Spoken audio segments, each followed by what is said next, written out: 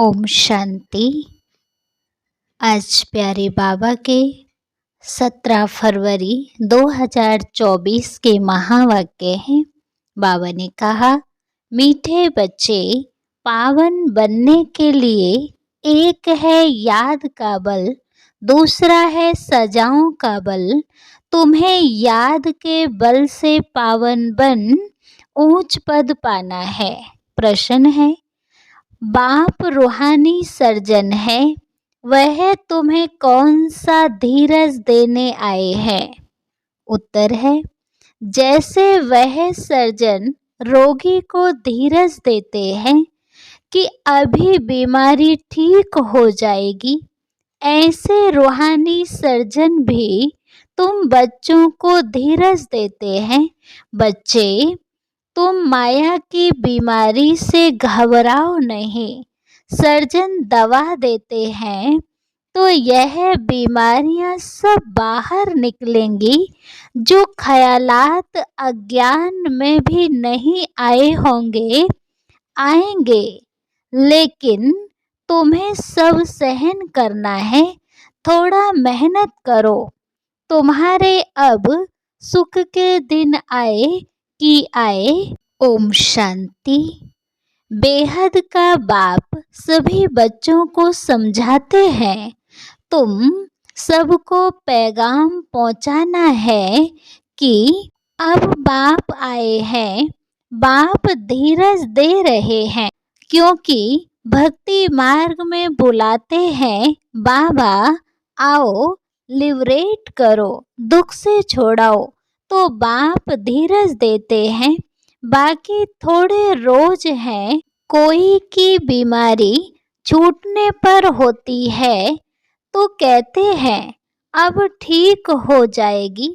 बच्चे भी समझते हैं कि इस छीछी दुनिया में बाकी थोड़ा रोज है, फिर हम नई दुनिया में जाएंगे। उसके लिए हमको लायक बनना है, फिर कोई भी रोग आदि तुमको नहीं सताएंगे। बाप धैर्य देकर कहते हैं, थोड़ी मेहनत करो। और कोई नहीं जो ऐसे धीरज दे। तुम ही तमो प्रधान हो गए हो, अब बाप आए हैं तुमको फिर से सतो प्रधान बनाने के लिए। अभी सभी आत्माएं पवित्र बन जाएंगी, कोई योग बल से, कोई सजाओं के बल से। सजाओं का भी बल है ना, सजाओं के बल से जो पवित्र बनेंगे उनका पद कम हो जाएगा। तुम बच्चों को श्रीमत मिल रही है। बाप कहते हैं, मामे कम याद करो, तुम्हारे सब पाप भस्म हो जाएंगे। अगर याद नहीं करेंगे तो पाप 100 गुना बन जाएगा, क्योंकि पाप आत्मा बन तुम मेरी निंदा कराते हो। मनुष्य कहेंगे, उनको ईश्वर ऐसी मत देते हैं जो आसुरी चलन दिखाते हैं। लाही चढ़ाई उतराव चढ़ाव भी होता है ना। बच्चे हार भी खाते हैं, अच्छे अच्छे बच्चे भी हार खाते हैं, तो पाप कटते ही नहीं हैं, फिर भोगना भी पड़ता है। यह बहुत छीछी दुनिया है, इसमें सब कुछ होता रहता है। बाप को बुलाते ही हैं कि बाबा आकर हमको भविष्य नई दुनिया के लिए रास्ता बताओ।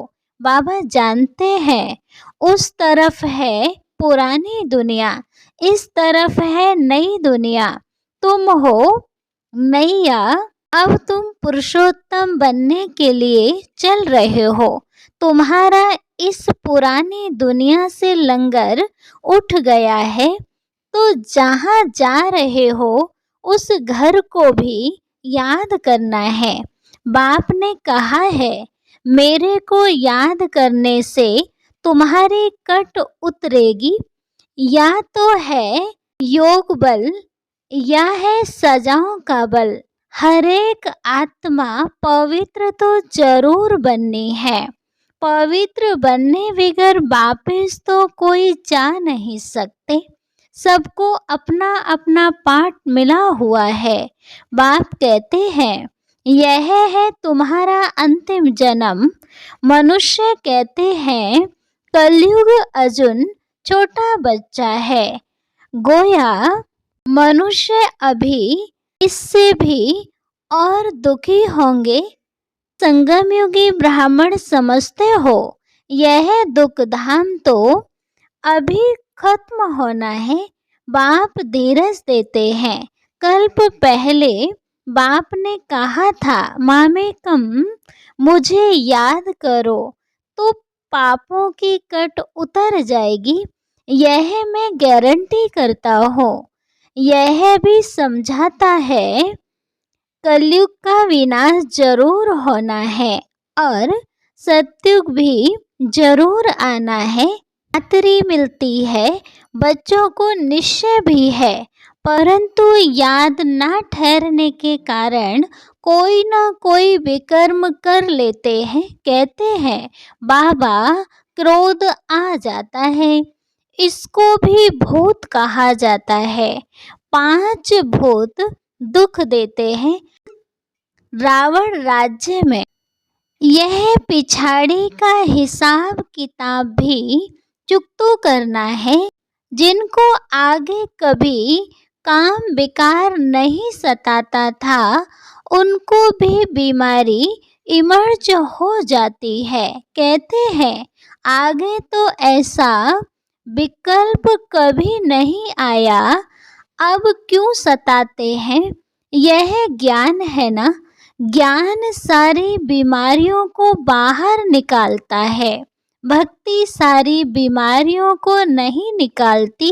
यह है ही अशुद्ध विकारी दुनिया। 100% अशुद्धता है। 100% पतित से फिर 100% पावन होना है।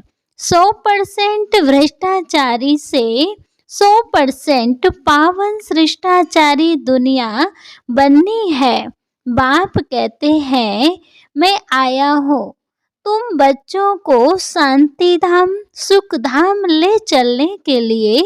तुम मुझे याद करो और सृष्टि चक्र को फिराओ। कोई भी विकर्म नहीं करो। जो गुण इन देवताओं में है ऐसे गुण धारण करने हैं। बाप कोई तकलीफ नहीं देते हैं। कोई कोई घरों में भी इविल सोल होती है तो आग लगा देती है, नुकसान करती है। इस समय मनुष्य ही सब इविल है ना। स्थूल में भी कर्म भोग होता है। आत्मा 1-2 को दुख देती है शरीर द्वारा। शरीर नहीं है तो भी दुख देती है। बच्चों ने देखा है जिसको घोष्ट कहते हैं वह सफेद छाया माफिक देखने में आते हैं, परंतु उनका कुछ ख्याल नहीं करना होता है। तुम जितना बाप को याद करेंगे उतना यह सब खत्म होते जाएंगे। यह भी हिसाब किताब है ना। घर में बच्चियां कहती हैं हम पवित्र रहना चाहती हैं। यह आत्मा कहती है और जिनमें ज्ञान नहीं है वह कहते हैं पवित्र नहीं बनो। फिर झगड़ा हो पड़ता है, कितना हंगामा होता है। अब तुम पवित्र आत्मा बन रहे हो, वह है अपवित्र तो दुख देते हैं। है तो आत्मा ना। उनको कहा जाता है इविल आत्मा। शरीर से भी तो बिगर शरीर भी दुख देते हैं। ज्ञान तो सहज है, स्वदर्शन चक्रधारी बनना है। बाकी मुख्य है पवित्रता की बात। इसके लिए बाप को खुशी से याद करना है। रावण को इविल कहेंगे ना, इस समय यह दुनिया है ही इविल। एक दो से अनेक प्रकार के दुख पाते रहते हैं।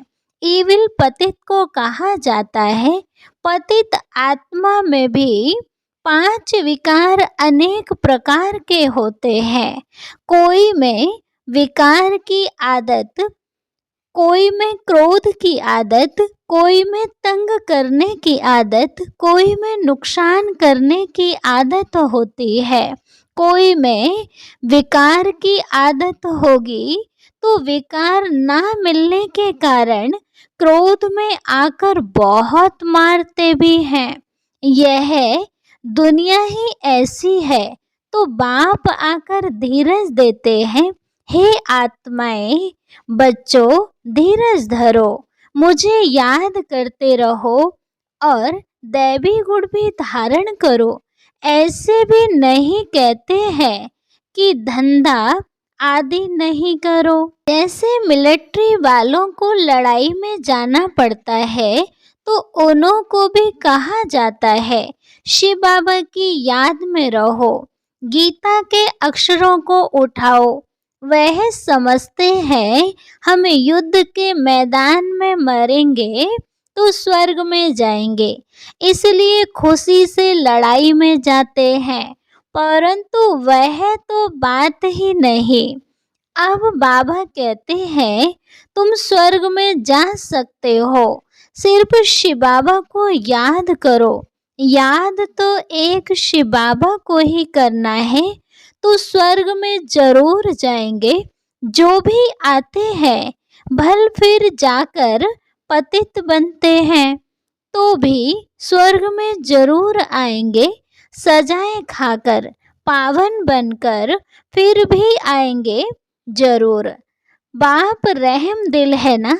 बाप समझाते हैं कोई विकर्म ना करो तो विक्रमाजीत बनेंगे। यह लक्ष्मी नारायण विक्रमाजीत है ना। फिर रावण राज्य में विक्रमी बन जाते हैं। विक्रम संवत शुरू होता है ना। मनुष्य को तो कुछ भी पता नहीं है। तुम बच्चे अभी जानते हो ये लक्ष्मी नारायण विक्रमाजीत बने हैं। कहेंगे विक्रमाजीत नंबर 1। फिर 2500 वर्ष के बाद विक्रम संवत शुरू होता है। मोहजीत राजा की कहानी है ना। बाप कहते हैं नष्टो मोहा बनो, मामेकम याद करो तो पाप कट जाएंगे। जो 2500 वर्ष में पाप हुए हैं वह 50-60 वर्ष में तुम स्वयं को सतो प्रधान बना सकते हो। अगर योग बल नहीं होगा तो फिर नंबर पीछे हो जाएंगे। माला तो बहुत बड़ी है। भारत की माला तो खास है, जिस पर ही सारा खेल बना हुआ है। इसमें मुख्य है याद की यात्रा, और कोई तकलीफ नहीं है। भक्ति में तो अनेकों से बुद्धि योग लगाते हैं। यह सब है रचना। उनकी याद से किसका भी कल्याण नहीं होगा। बाप कहते हैं किसको भी याद नहीं करो। जैसे भक्ति मार्ग में पहले सिर्फ तुम भक्ति करते थे, पिछाड़ी में भी मुझे याद करो। बाप कितना क्लियर समझाते हैं, आगे थोड़े ही जानते थे। अभी तुमको ज्ञान मिला है। बाप कहते हैं और संग तोड़ एक संग जोड़ो तो योग अग्नि से तुम्हारे पाप भस्म हो जाएंगे। पाप तो बहुत करते आए हो, काम कटारी चलाते हो, एक दो को आदि मध्य अंत दुख देते आए हो। मूल बात है काम कटारी की। यह भी ड्रामा है ना। ऐसे भी नहीं कहेंगे ऐसा ड्रामा क्यों बना। यह तो अनादि खेल है, इसमें मेरा भी पार्ट है।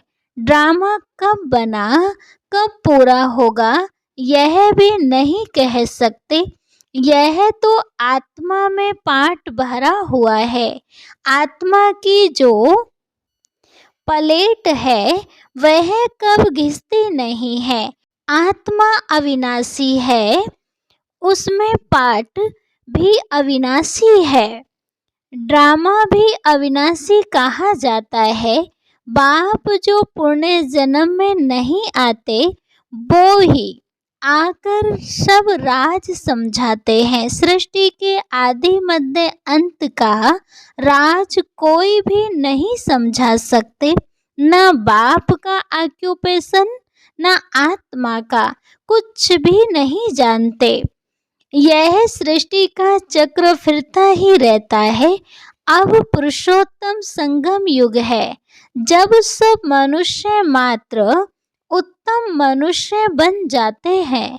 शांति धाम में सब आत्माएं पवित्र उत्तम बन जाती हैं। शांति धाम पावन है ना, नई दुनिया भी पावन है, पवित्र है।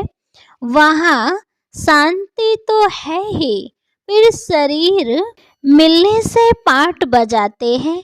यह हम जानते हैं, हर एक को पाठ मिला हुआ है, वह हमारा घर है।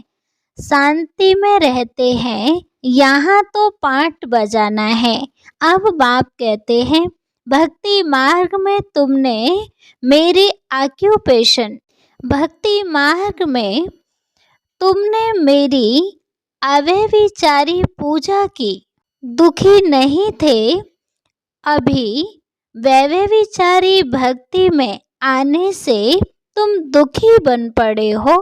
अब बाप कहते हैं, दैवी गुण धारण करो, फिर भी आसुरी गुण क्यों धारण करते हो।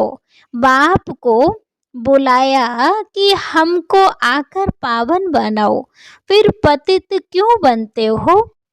उसमें भी खास काम को जरूर जीतना है तो तुम जगत जीत बनेंगे। मनुष्य तो भगवान के लिए कह देते हैं, आपे ही पूजे आपे ही पुजारी, गोया उनको नीचे ले आते हैं।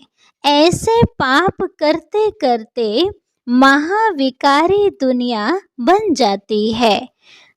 गरुड़ पुराण में भी रौरव नरक कहते हैं, जहाँ बिच्छू टिंडन सब काटते रहते हैं। शास्त्रों में क्या क्या बैठ दिखाया है, यह भी बाप ने समझाया है।